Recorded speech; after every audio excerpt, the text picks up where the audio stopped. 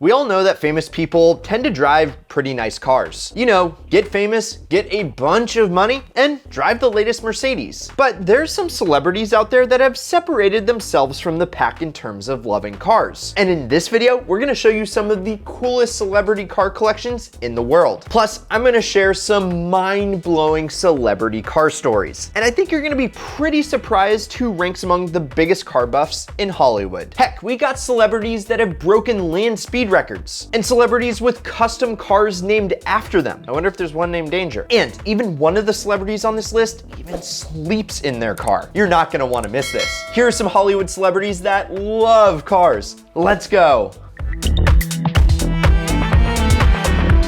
First up is Idris Elba himself. That's right, you know him from hit TV shows like The Office and The Wire, plus he was in American Gangster, one of my most favorite movies ever, and even the Fast and Furious presents Hobbs and Shaw. But did you know that Idris Elba's fascination with fast cars extends way beyond the big screen? Yeah, I didn't either. But here's the thing, in 2015, so only a few years ago, the Hollywood star broke the UK flying mile record. And he did that feat in a Super Coupe Bentley Continental GT Speed. The previous record, which was set by Sir Malcolm Campbell in 1927, this Sir Malcolm guy broke it at a venue known as Pendine Sands in Wales. So if you do the math, that means that that record stood for 88 very long years. Whew. And Elba just straight up smashed it, hitting 180.4 miles per hour, all the way to the checkered flag, baby. Okay, so it is worth noting that no one really broke the record before Elba because Pendine Sands is really the only venue in the UK that a feat like this could be attempted. And the British Ministry of Defence banned all use of public vehicles on the massive stretch of sand, but that was changed in 2010. So it may have been just a little bit of a PR stunt for Elba and Bentley, but regardless, he set a new world record. And Mr. Elba, hats off to you, sir. Not only was it a badass move, but you were equally a badass actor. Wow, thank you very much. And now, entering the ring, John is probably best known for his iconic catchphrase, "You can't see me." And his name is John Cena! Or for his tremendous accomplishments as a WWE superstar. But one thing, his car collection also packs the punch. 4GT, boom, boom. While many celebrities collect expensive cars, you know, splurging for the newest and most expensive models, Cena has incredible taste when it comes to souped up muscle cars. He owns a pretty cool yellow 70s Olds Cutlass Rally 350 and an orange 70 Mercury Cougar Eliminator. Kind of sounds like his pseudo wrestling name. And both those cars are the literal definition of classic swagger. Seriously, look it up in the dictionary. But he's also got a 70 Plymouth Roadrunner Superbird with a tail wing so big it could probably take flight, or you could just hang your dirty laundry on it. And then to round it out, he also has some more modern super machines. You know, like the typical Lamborghini Gallardo LP560-4, which is definitely an ideal car, and the only 2017 Ford GT, which he sold before he was supposed to, but that's another story for another day. Ford essentially sued him and didn't go over very well for the wrestler. He won a lot of fights, but not that one. That was for real, not for fun. Chevy, on the other hand, named a car after him. Yeah, he's big time. They made a completely custom version of the C7R Corvette, and they named it the Corvette, are you gonna guess it? Incinerator. Really, Chevy, really? Come on, bow ties. This beast not only had a tricked out body, but not 4, not 6, but 8 exhaust pipes. 8, count them, 4, 4, 8. And those things shot fire. What? Yes, fire. You may not be able to see John Cena, but you can definitely see that. And boy, oh boy, was it ever a sight to see. And our next celeb definitely never stepped in the ring, but he did have quite the career on the racetrack. Famed actor of the 50s, James Dean himself, always had a major passion for fast cars. And when he got the leading role in arguably his most famous film, East of Eden, he went out and did what pretty much you and I would do, except we don't have the money like he did because he bought himself a brand new 1953 MGTD. And the coolest part about James is that he didn't just buy this thing for show. No, he was all about go because he was quite famously extremely skilled on the racetrack. Get this, right before he was supposed to go on set to film Rebel Without a Cause, he won the production class in the first road race that he entered in Palm Springs, California. And so, yeah, Mr. Dean, you're pretty good. But then he followed it up with another first place at Minter Field in the production class. Not bad.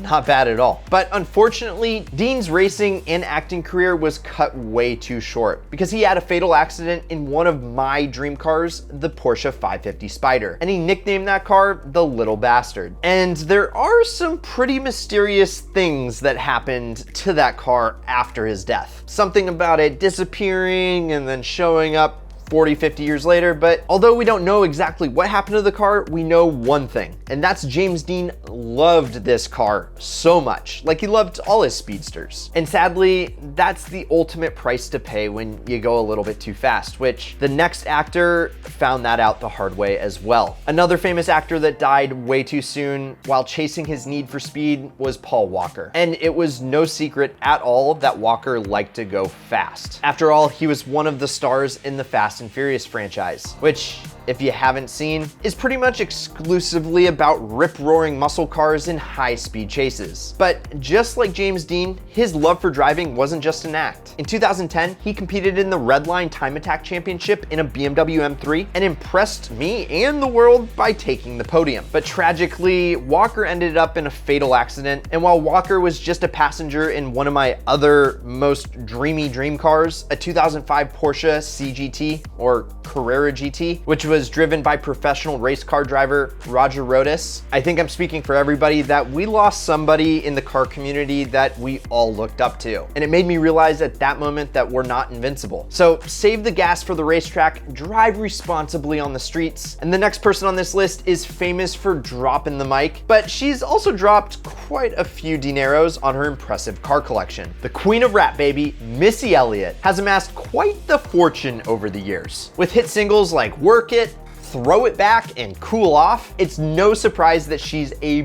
big spender. But what you might not expect is that old Missy is quite the car enthusiast and has put together a collection that will make your head spin. In fact, experts value her collection in the ballpark of roughly $2 million.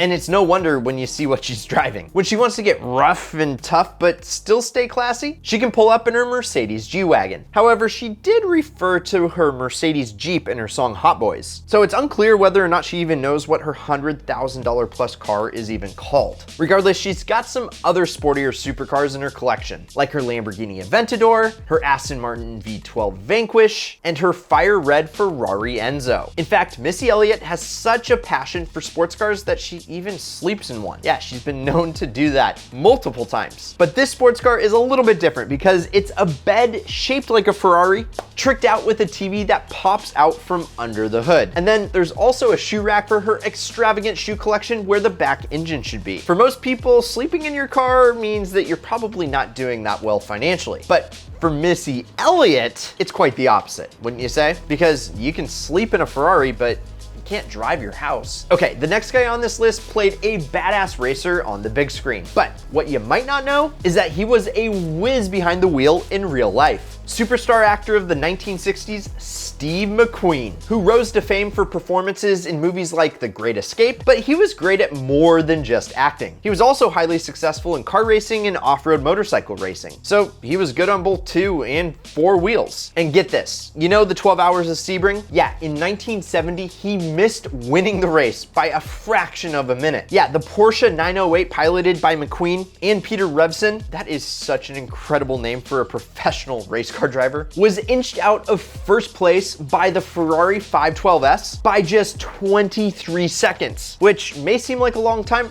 but that's only 23 seconds in a 12-hour race. And that Ferrari was driven by the one and only Mario Andretti. You ever heard of him? And as if the story isn't crazy enough, McQueen drove the entire race with a cast on his left leg because of a motorcycle accident that he suffered only a few weeks earlier. So not only was the dude recovering from a serious motorcycle accident, but he's also one of the most famous actors of all time, but he's given Mario Andretti a run for his money. And this guy, McQueen, loved racing so much that when they were filming the 1971 film Le Mans, he insisted on actually competing in the 24-hour mega race. Unfortunately, his production company threatened to pull the plug on the whole film if he went through with it, so it never came to fruition. Bummer, because like, how badass would that have been? And the next person on our list is also an actor, but instead of ripping down racetracks, he chose to collect the classics. Tim Allen, who starred in the long-running TV show Home Improvement as Tim Taylor, a family man with a passion for tools and cars, exhibits the same passion for cars in real life. I knew I always liked this guy. Tim was born in Michigan, the heart of the Rust Belt in the US, and also the heart for pretty much anything automotive back in the 1960s. So it's no wonder that Allen developed such an eye for quality automotive craftsmanship, and his collection of classic cars is one of the